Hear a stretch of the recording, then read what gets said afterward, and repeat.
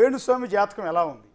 So నందిబొట్ల Srihari Sharma గారు మనకి explain చేస్తారు, ఒకసారి చెప్పండి. అంటే మీరు అందించినటువంటి వివరాల ప్రకారం చూసుకుంటే ఇక్కడ ఎవరి యొక్క భావాలని వ్యతిరేకించడం అనేది కాదు, కాకపోతే వీరికి యోగించినటువంటి గ్రహాలు ఏ విధంగా యోగించాయి, ఇప్పుడు ఎందుకు ఈ యొక్క అపప్రదల్లో ఉన్నారు అనేటువంటిది క్లుప్తంగా మనం తెలియజేసుకుని, జన్మించిన లగ్నం అంటే మీరు ఇచ్చినటువంటి ఇన్పుట్స్ ప్రకారం చూసుకున్నట్టయితే మిథున లగ్నము, ధనుర్లగ్నము, మిథున రాశి. ఇక లగ్నాధిపతి అయినటువంటి గురుడు చతుర్థ స్థానంలో దిగ్బలుడై ఉన్నాడు, బలంగానే ఉన్నాడు. సప్తమ దశమాధిపతి అయినటువంటి బుధుడి నక్షత్రంలో ఉన్నాడు. ఇక రవి బుధులు ద్వితీయ స్థానంలో, శుక్రుడు వ్యయస్థానంలో యోగకారకుడు. ఇక లాభమందు రాహు, పంచమందు కేతువు, షష్టమందు కుజుడు వక్రీకరించి ఉండడం, అలాగే అష్టమందు శని వక్రీకరించి ఉండడం. కాబట్టి ఇక్కడ ప్రధానంగా చూసుకుంటే ఒక వ్యక్తికి సంబంధించినటువంటి సంపూర్ణమైనటువంటి యోగ జాతకం అని అన్నప్పుడు జన్మించిన లగ్నానికి గురుడు యోగకారకుడు, లగ్నాధిపతి ఉన్నాడు. కాబట్టి గురుడు స్వక్షేత్రంలో ఉండడం, బలాన్ని ఇవ్వడం. అంటే అష్టమ స్థానంలో శని వక్రీకరించి ఉండడం.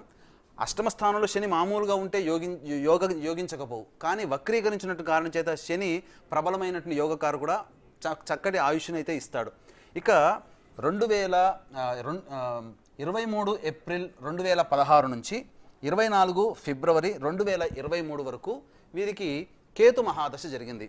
జన్మించిన లగ్నము గురుపాలిత లగ్నం అవ్వడం, ఈ గురుపాలిత లగ్నంలో కేతువు కూడా ఉండడం, గురుపాలిత లగ్నాల్లో శుభగ్రహాల్లో ఉన్నటువంటి అంటే గురువు, రవి అలాగే కేతువు, కుజుడు, చంద్రుడు, ఇవన్నీ గురుపాలిత ఉండేటువంటి గ్రహాలు. కాబట్టి ఆ కేతువు యోగిస్తాడు. కేతువు పంచమ స్థానంలో ఉన్నాడు. అంటే కేతువు ఎవరింట్లో ఉంటే, ఆ ఏ గ్రహం సంబంధించిన గృహంలో ఉంటే ఆ ఇంటి రాశ్యాధిపతి యొక్క ఫలితాన్ని ఇస్తాడు. కేతువు కుజునింట్లో ఉండడం, కుజుడు షష్టమ స్థానంలో ఉన్నాడు, రుణస్థానం, రోగస్థానం. కానీ వక్రీకరించినటువంటి దానికి ఇచ్చేటువంటి వ్యతిరేక ఫలితాలు కాస్త శుభ ఫలితాలుగా ఉంటాయి. అందుకనే ఇట్టి కుజుడు షష్టమ స్థానంలో ఉన్నటువంటి కారణం, వక్రీకరించిన కారణం చేత ఆ కేతు మహాదశ కుజుని యొక్క ఫలితాలను ఇవ్వడం జరిగింది. అద్భుతంగా వీరు 2016 నుంచి 2022 వరకు ఫేమ్ అండ్ నేమ్, వెల్త్, అన్ని రకాలుగా భోగాలు అనేటువంటిది అనుభవించడం జరిగింది. మనం గమనించుకున్నట్లయితే వారి జీవితంలో గత 7-8 సంవత్సరాల నుంచి అద్భుతమైన ఫామ్లో ఉన్నారు. కానీ గత సంవత్సరం 2023 నుంచి అంటే గత సంవత్సరం అంటే 24 ఫిబ్రవరి 2023 నుంచి శుక్ర మహాదశ ప్రారంభమైంది. శుక్రుడు జన్మించిన ధనుర్లగ్నానికి సంపూర్ణమైనటువంటి పాపి, అంటే అవయోగాన్ని కలగజేసేటువంటి గ్రహం. కానీ వ్యయస్థానంలో ఉండడం వల్ల యోగం అనేటువంటిది, భోగం అనేటువంటిది ఉంటుంది. కానీ అట్టి శుక్రుడు కొంత అవయోగాన్ని కూడా కలగజేస్తాడు. అందుకనే వీరి యొక్క గ్రాఫ్ జీవితంలో మైల్ స్టోన్లో, లైఫ్లో 2023 ఫిబ్రవరి తర్వాత పూర్తిగా డౌన్ఫాల్ అవుతూ వస్తుంది. ఎందుకంటే నడిచేటువంటి యొక్క దశ ఏదైతే ఉందో శుక్ర మహాదశ, షష్టమ లాభాధిపత్యం వచ్చినటువంటి శుక్రుడు వ్యయస్థానంలో ఉండడం కొంతవరకు కాపాడగలుగుతున్నాడు.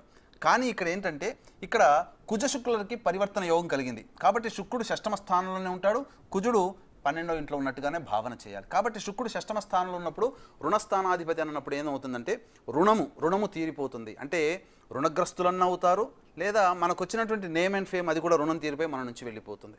ఇక ఈ 20 సంవత్సరాల పాటు ఉండేటువంటి యొక్క శుక్రుని యొక్క దశ మాత్రము చాలా జాగ్రత్తగా వీరు చక్కగా వాక్కుని మంచిగా వాడుకుంటే కనుక అద్భుతమైనటువంటి యోగాన్ని అయితే ఇస్తుంది. ఇట్లాంటి జాతకాలు చెప్పకుండా, ఏది నాగ చైతన్య, శోభిత, ధూళిపాళ్ళు విడిపోతారని చెప్పకుండా మంచిగా శుభమైనటువంటిది నెక్స్ట్ బాగానే ఉంది, ఫ్యూచర్ అంతా బాగానే ఉంటుందండి. అంటే ఫ్యూచర్ అంతా అంటే ఈ శుక్ర మహాదశ మాత్రం అంత యోగించదండి వీరి జాతకానికి. అందుకనే ఆ 2023 నుంచి 2026 వరకు డౌన్ఫాల్ స్టార్ట్. 2026 వరకు ఆ విధంగానే శుక్రుడు కాస్త డ్యామేజ్ చేస్తాడు. అలాగే ఎక్కువ గమనించుకుంటే 2023 తర్వాత 2026 వరకు కూడా దూర ప్రాంత గమనంలోనే ఎక్కువగా ఉండే అవకాశం ఉంటుంది. ఎందుకంటే వ్యయస్థానంలో శుక్రుడు ఉన్నాడు. కాబట్టి అంటే విదేశీ యానము, విదేశీ స్థితి ఉంటుందంటే మనం వ్యయస్థానం నుంచి మనం లెక్క వేసుకోవాలి, నవమ స్థానం కూడా లెక్క వేసుకోవాలి. అది ఓకేనండి. ఆయన రాసులను బట్టి, నక్షత్రాన్ని బట్టి ఒక మాట చెప్పండి. ఆయన నాగ చైతన్య, శోభిత, ధూళిపాళ్ళు 2027 విడిపోతారు, కలిసి ఉండరని చెప్పాడు. అంతకుముందు సమంతాను వీళ్ళు విడిపోతారని చెప్పాడు. రష్మికకిను రక్షిత్ శెట్టికి మధ్య బంధం బాగుండదు, వీళ్ళు కలిసిపోయి ఉండొద్దని చెప్పాడు. ప్రభాస్ సినిమాలు ఫ్లాప్ అయిపోతాయని చెప్పాడు.